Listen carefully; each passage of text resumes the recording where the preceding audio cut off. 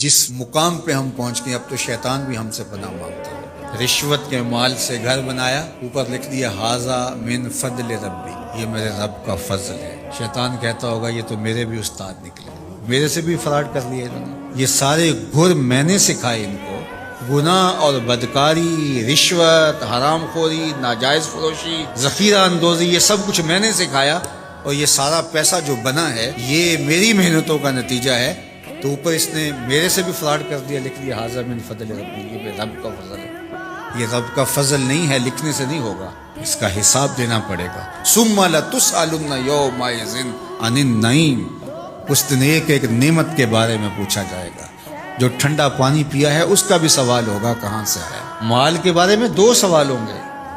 حدیث پاک میں آتا ہے لا تزول قدم عبد یوم القیامہ حتی یسأل عن 4، قیامت کے دن اللہ بندے کے قدم اپنے سامنے سے ہٹنے نہیں دے گا جب تک اس سے 4 سوال نہیں پوچھے۔ عن عمرہ فیما افناہ، عمر کے بارے میں پوچھے گا کہاں گزاری۔ عن شبابہ فیما ابلاہ، اس کی جوانی کے بارے میں پوچھے گا کہ جوانی بسر کہاں کی، جوانی کے ایام کیسے گزارے، مستانی ہوتی ہے۔ اللہ اکبر، تیری وہ مست جوانی چوکوں چوراہوں میں گزری یا تہجد کے سجدوں میں گزری؟ اور مال کے بارے میں 2 سوال ہیں، وہ کیا؟ مال کمایا کہاں سے اور مال خرچ کہاں؟ اور چوتھا سوال علم کے حوالے سے ہوگا کہ اس پر عمل کہاں تک کیا۔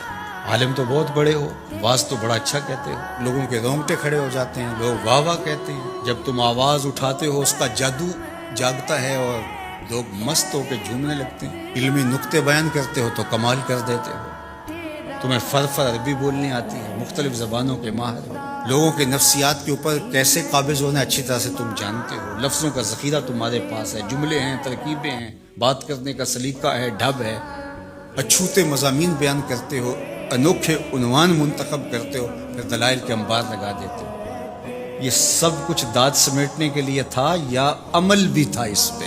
قیامت کے دن پوچھا جائے گا جو علم سیکھا تھا اس پر عمل کہاں تک